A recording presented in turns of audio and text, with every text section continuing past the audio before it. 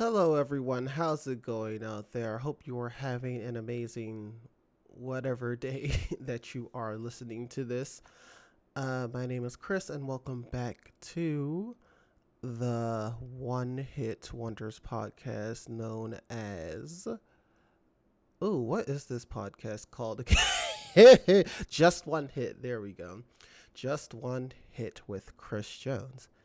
Now, today's episode is not going to be about a one hit wonder. I thought I would start doing things on the podcast while you guys are waiting for a brand new episode about an exact one hit wonder. I thought I would do instead what I would call like off the cuff type episodes where they're not scripted or well thought out or anything. They're literally just like things that I have thought about throughout the week or so, or something that I have watched on, say, YouTube, news, social media, something like that, that sparked a conversation within myself because I'm one of those people who has conversations with myself in my head where I go back and forth, or I do that thing where I'll sit and think that I'm on like somebody's talk show or panel or whatever, and I'll act like I have expertise about something. And what did this come about? What when did this come about? So the topic I'm talking about off the cuff today is about music discovery because I was on TikTok the other day, as I am always these days. I was on TikTok and I came across an edit. If you don't know, edits are like if you were growing up back in my day, you know those animated AMVs or animated music videos where they would take an anime series or whatever and they'd set it to like the most popular pop rock or punk rock or like emo rock songs. It's something like that, but of course in shorter form because of TikTok shorter form. And some of those edits are actually really good. So towards the end of December, an edit of anime character named Gojo from the anime Jujutsu Kaisen came up, and it was to the song Obsession by the Korean boy band EXO. And so, as things do on TikTok, it started trending. That song in particular started trending along with a bunch, with that song put on to a bunch of different edits or whatever. And that actually that part didn't get me thinking. I'm just like, okay, it's a song that became popular on the app. It's the response to the song. Like I saw a couple of TikToks be like, "Ooh, I didn't know anything about EXO. I gotta get into them." And they were from like, I guess they were younger K-pop fans. I want to say like Gen Z, like teens, like going into their like mid 20s or early 20s, teens being like, "Oh, I didn't know anything about EXO." And mind you, EXO has been around for a good, has it been 10 years at this point? It's 2024, 12 years at this point because they debuted back in 2012 while I was in undergrad. So I know, I know who EXO was.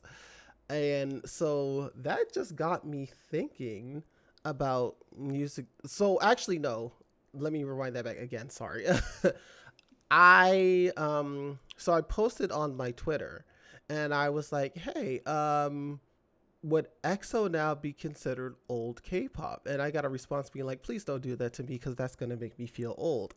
And I'm just, well, I've been in this K-pop stuff for like a good 12 years at this point. No, it's been more than 12 years because I became a K-pop fan in 2011.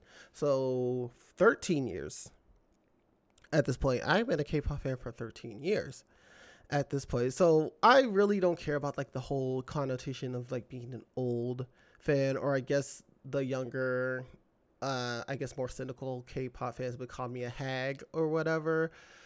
But the long, so this is going to be longer than I thought it was going to be. The the long of the short, the short of the long, the main point of the story is the fact where I'm just like, well, this got me to thinking, well, what if this K-pop group is considered old now? Ooh, where am I going with this? Why did I sit on here and record this? I'm trying to, because again, I had the whole thread connected in my head. Okay, no, it made me think about another video that I had watched on YouTube about how music discovery ends like once you turn 30. And right now I am 31 going on 32, and actually next month I will be 32 because I actually have a birthday coming up. So yay, me. Um and maybe think about music discovery, and I guess I mean, not the lack of, but I feel like the more insular that music discovery is becoming, or maybe there's just a lack of big music discovery. Because I remember as uh, a youngin, as a kid, as a teenager, even as a college student, I would be making sure that I discover new music, older music that's new to me. Like I would be in my mom's truck, and she would have the oldies quote unquote station on, and I'd be listening to the songs, and I'm just like, oh yeah, this is good. Or I would be sharing my MP3 player with my friends in high school, and they'd be like, oh, I like this song. Or vice versa. They would ask me to like, hey, can you put some music on here for me? And I'm like, yeah, sure. And while I was doing that, I was listening to their music collection, and I would be like, oh, okay, I like this. I'm gonna pick and choose. Even in college, like when YouTube was really like cultivating itself, I'd be showing all my friends all these music videos that I just came across on YouTube because I was just that interested in discovering music. Even now, at the age of 31, I'm in a Discord server where with a streamer that I watch on Twitch, and she just got into K-pop. So I always use that time when she's like, "Hey, can you guys recommend me some new songs?" I'd be like, "Okay, well, I have 13 plus years at this point of being a K-pop fan, so I can glean from my past music discovery history, and I'm still even discovering music now via TikTok or just via other people's suggestions. Like most of my music discovery now comes from TikTok. Like if I find a song that I like, I hope and pray to God that it is at least 2 minutes and like 50 seconds, because anything shorter than that, I'm just like, you could have went back in the studio and you could have completed this song. I think that'll probably be another topic for later for me to discuss. But what was I saying? I hope and pray that the song is long enough for me to enjoy, and if it is, I'll add it to my library and then I'll listen to it. But again, I feel like I'm I feel like I'm losing the plot here. It comes from the point where I'm just like, when I was a burgeoning K-pop fan, I made sure that I took the time to not only discover the groups that were active during that time, the here and now, the most popular groups, but I would also go back like years, and I'd be like, I would watch the grainy, low quality 240p, 360p music videos on YouTube and watch the live stages and everything. I'd be like, who was this person? Oh, they came out during the first generation of K-pop. Ooh, okay, I'm enjoying this a lot. Let me go add this to my library. And I'm just like, are we so insular to the fact that we just listen, well, to the most new and popping music, and we don't try and to discover um you know that that past catalog of these people? Because again, EXO has been around for 10 years. They have a robust discography. I can't imagine myself as a newer K-pop fan, or just a fan of music in general, just listening to stuff that is of the here and now. But that's just my temperament about music, because again, I'm always discovering music, and this always, it also takes me back to a thing where I know in K-pop in particular, there is this one really, really big K-pop group, and their fans are very, very, very passionate about this one K-pop group, and they're like, I only listen to this particular K-pop group. I don't listen to any other music at all. And I'm just like, that honestly makes no sense to me, because you just listen to one group. Do you only eat one kind of food as well? Are you just enjoying like sandwiches every single day? Not even just sandwiches, like a peanut butter and jelly sandwich every single day of your life. You eat that for breakfast, lunch, and dinner, snack, brunch. Are you just eating a peanut butter and jelly sandwich every single day of your life? I'm pretty sure you're not, unless you are going through one of those weird food phases where you just decide you want something for the entire week and then you get tired of it. But that point being said, there are millions, probably millions of musicians on this earth right now from different countries, different nationalities, different races, and you're pigeonholing yourself to one particular group who has really good music, by the way. I'm not knocking them for that. If you really like the band's music, then yeah, go for it. Love it.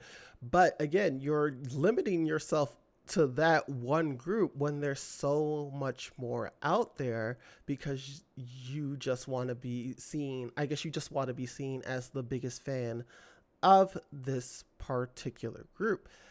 And I will never understand that mentality, because I'm just like, what's the saying? Variety is the spice of life. I think that's how it's said. And I can't just see myself sitting down listening to, I mean, I have done that where I've listened to one song in particular for like a week, so that, but I still break that up, because I'm just like, I know I'm gonna go crazy if I just listen to this one song over and over and over and over again by this one group. I need to break it up. I need to give myself some reprieve in the mind.